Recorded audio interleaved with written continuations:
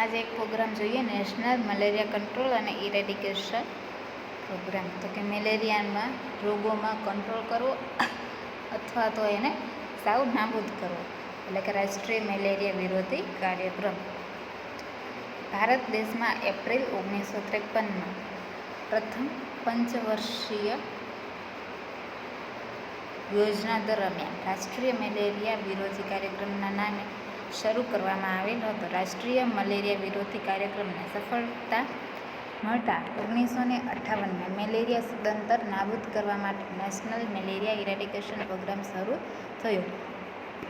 જો malaria control programme છે, malaria માટે જે પ્રોગ્રામ ચાલુ કરવામાં આવ્યો હતો કે ક્યારે સ્ટાર્ટ થયો હતો કે એપ્રિલ 1953માં।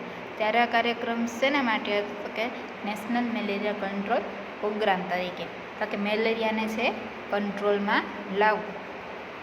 પણ 1958માં આ પ્રોગ્રામમાં ચેન્જ કરી અને એને નવું નામ આપવામાં આવ્યું, એટલે કે નેશનલ મેલેરિયા કંટ્રોલના બદલે શું કર્યું તો કે ઇરેડિકેશન, એને સાવ નાબૂદ કરવો છે, તેના માટે એને ઇરેડિકેશન પ્રોગ્રામ તરીકે ઓળખવામાં આવ્યું।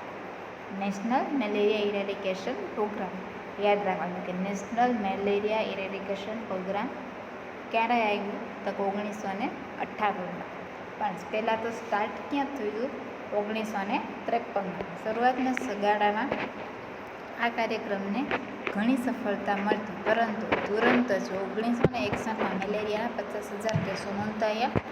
તે પછી તે 6.47 મિલિયન થયા, જેના માટે 1 એપ્રિલ 1977માં મેલેરિયાને અસરકારક રીતે કાબૂમાં લાવવા માટે નવા ફેરફાર સાથે આયોજન કરવામાં આવ્યું, કે જેમાં મેલેરિયા ઇરેડિકેશન તથા ઇફેક્ટિવ કંટ્રોલને મહત્ત્વ આપવામાં આવ્યું, જેનો મુખ્ય હેતુ હતો મેલેરિયાના કારણે થતો માંદગીમાં ઘટાડો કરવો અને મૃત્યુને અટકાવવો।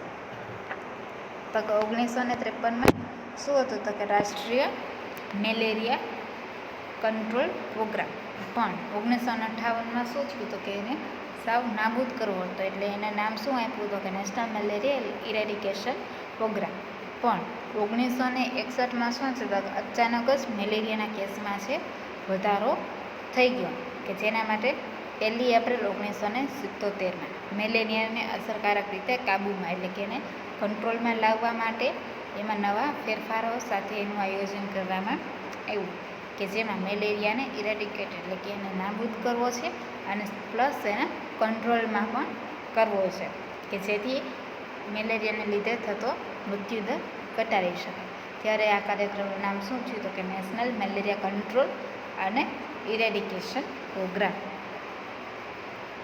દરેક જિલ્લામાં મેલેરિયા યુનિટ શરૂ કરવામાં આવ્યા અને તેના માટે મુખ્ય જિલ્લા આરોગ્ય અધિકારીને જવાબદારી આપવામાં આવી, જેમાં મેલેરિયાના કેસો વધુ જણાય ત્યાં જંતુનાશક દવાઓ છાંટવી, અન્ય વિસ્તારોમાં ચાંપતો નજર રાખી કેસો શોધી કાઢવાની કામગીરી હાથ ધરવી, તાવ આવતો હોય તેવા દર્દીને સ્લાઇડ લઈને તપાસ માટે મોકલવી અને જ્યાં સુધી કેસો જોવા મળે તેવી જગ્યાનો સર્વે કરી અને જંતુનાશક દવાઓનો છંટકાવ કરવો અને આરોગ્ય શિક્ષણ આપવું વગેરે કામગીરી કરવામાં આવી।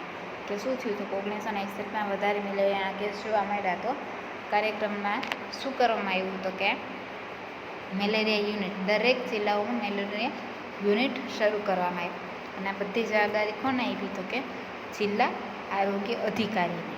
એને શું કરવાનું તો કે જ્યાં મેલેરિયાના કેસો છે શોધવા, મેલેરિયાના કેસો કઈ રીતે શોધી શકીએ તો કે સર્વે કરીને, કે જેમ અત્યારે કોરોનામાં કરીએ છીએ, કોરોના સર્વે કરી અને લોકોને ઘરે ઘરે પૂછે છે કે કોઈને ભાઈ શરદી તાવ ઉધરસ છે કે નહીં, અને જો કોઈ ઘરમાં શરદી કે તાવને આવતો હોય કોઈ વ્યક્તિને તો એને કોરોનાના ટેસ્ટ માટે સલાહ આપી શકાય, કે જેથી એને અટકાવી શકાય। તો કે જંતુનાશક દવાઓનો છંટકાવ કરવો, વિસ્તારમાં નજર રાખવી, કેસો શોધવા, તાવ આવતો હોય એવા દર્દીઓને મેલેરિયા ટેસ્ટ કરાવવો અને એના વિશે લોકોને આરોગ્ય શિક્ષણ આપવા જેવી કામગીરી ચાલુ કરવામાં આવી। 1994માં ભારત સરકારે એક કમિટીની નિમણૂક કરી કે જે મેલેરિયાના કેસો શોધી અને જરૂરી કાર્યવાહી કરે। હાલમાં મેલેરિયા એક્શન પ્રોગ્રામ ચાલે છે. હાલમાં કયો પ્રોગ્રામ ચાલે છે? તો મેલેરિયા એક્શન પ્રોગ્રામ. SDG ગોલમાં જણાવ્યા મુજબ 2022 સુધીમાં મેલેરિયા નાબૂદ કરવાનો ગોલ છે. તો કે આપણા અત્યારનો મેઇન ગોલ એટલે કે મેઇન હેતુ શું હતો? 2022 સુધીમાં મેલેરિયાના સાવ નાબૂદ કરવો, કે જેના મુખ્ય હેતુઓ નીચે મુજબ છે. એનો મુખ્ય હેતુ, એનો ગોલ શું છે? તો કે જટિલ અને ગંભીર મેલેરિયાના કેસોની સારવાર કરવી. તો કે જે મેલેરિયા કેસો કે જે મેલેરિયાના દર્દી છે એને યોગ્ય સારવાર આપવી. જોખમી જૂથોને મેલેરિયાની માંદગીથી બચાવવા. જોખમી જૂથો એટલે કે કેવા? તો કે જે અતિ કુપોષિત હોય, જેની રોગપ્રતિકારક શક્તિ ઓછી હોય, પ્રેગ્નેન્ટ મધર હોય, તો આવા જૂથોને અલગથી મેલેરિયાની માંદગીથી બચાવવા કોશિશ કરવી. જોખમી જૂથોમાં મૃત્યુ અટકાવવા, કે આવા કોઈ વ્યક્તિ છે, મોટી ઉંમરના વ્યક્તિ છે, નાનું બાળક છે કે જેની ઇમ્યુનિટી ઓછી હોય અને એને મેલેરિયા થઈ ગયું હોય તો શું કરવાનું? તો કે એનું મૃત્યુ અટકાવવા માટે બંને એટલા પ્રયત્નો કરવા. મેલેરિયાના એપિડેમિકને કાબૂમાં રાખવું. ફાલ્સીપેરમ પ્રકારનો મેલેરિયાના કેસોમાં ખાસ જોવું. તો કે વર્ષા ઋતુ દરમિયાન એન્ટી મેલેરિયલ સપ્તાહ ઉજવવું. જો જૂન માસમાં મેલેરિયા સપ્તાહ ક્યારે ઉજવવામાં આવે છે? જૂન મહિનામાં મેલેરિયા સપ્તાહ ઉજવવામાં આવે છે. ઇમ્પોર્ટન્ટ છે. મેલેરિયાની માહિતી અને શિક્ષણ પૂરું પાડવું. દવાઓનો છંટકાવ કરવો. જરૂરી કેસોને સારવાર આપવી. વર્ષા ઋતુમાં શું કામ મેલેરિયાનો સપ્તાહ ઉજવવામાં આવે છે? કેમ કે વરસાદને લીધે પાણી ભરાતા હોય, ખાડા ખાબોચિયા ભરાતા હોય, તો કે પાણીમાં મેલેરિયાના મચ્છરનો ઉપદ્રવ છે વધે છે.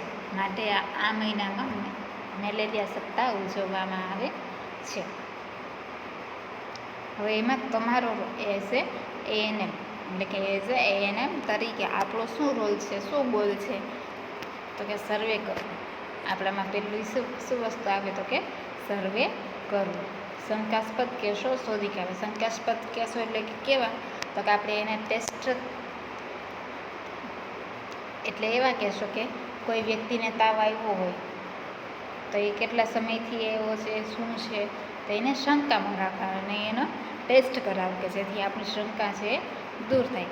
કેસો જેવા કે કાતરા તાવ આવતો હોય, ઠંડી લાગીને તાવ આવતો હોય, માથું દુખતું હોય, ઉલટી, ઉબકા, આ બધા શું છે? તો કે મેલેરિયાના લક્ષણો. તો કે કોઈ વ્યક્તિમાં આવા લક્ષણો દેખાતા હોય તો એવી વ્યક્તિને કેવી રીતે જોવાનું? શંકાસ્પદ તરીકે. હોમ વિઝિટ કરી તાવ માટેના પ્રશ્નો પૂછી અને લોહીનો નમૂનો લેવો. રાષ્ટ્રીય મેલેરિયા કાર્યક્રમની ગાઈડલાઇન મુજબ ક્લોરોક્વિનની ગોળીઓ ગળાવવી. કે મેલેરિયાની સારવાર માટે કઈ દવા વાપરવામાં આવે? ક્લોરોક્વિન. કે જો આ કાર્યક્રમ ચાલતો હોય, અથવા જો મેલેરિયા હોય તો શું કરવાનું? તો કે ક્લોરોક્વિનની ગોળીઓ છે આપવામાં આવે છે. જરૂરી મુજબ મેડિકલ સારવાર આપવી. પુરુષ કાર્યકર દવાઓના છંટકાવ કરવાની કામગીરી કરે છે. દરેક સમુદાયને આરોગ્ય શિક્ષણ આપવું, જેમાં તાત્કાલિક નિદાન કરાવવું, મચ્છરદાનીનો ઉપયોગ કરવો, ખાડા ખાબોચિયા ભરી દેવા, આ બધા વિશે હેલ્થ એજ્યુકેશન આપવું. પાણીના ટાંકાને ઢાંકણ લગાવવું. ફ્રીજ, ફૂલદાની તથા પાણીના વાસણો નિયમિત સાફ કરવા. પાણી ભરાયેલ રહેતું હોય તો બળેલું ઓઇલ નાખવું. સાંજના સમયે અને વહેલી સવારે ઘરના બારી બારણા છે બંધ રાખવા, કે જેથી ઘરમાં મચ્છર આવે નહીં. રિપેલેન્ટનો ઉપયોગ કરવો, જેવા કે ગુડ નાઇટ, કછુઆ, અગરબત્તી વગેરે. આખું શરીર ઢંકાઈ જાય તેવા કપડાં પહેરવા. ન જોઈતા ટાયરનો નાશ કરવો. આ બધું શું છે? તો કે મેલેરિયાના થયું હોય તેવા દર્દીઓને અથવા તો મેલેરિયા ન થાય એના માટે લોકોને આરોગ્ય શિક્ષણ આપવું.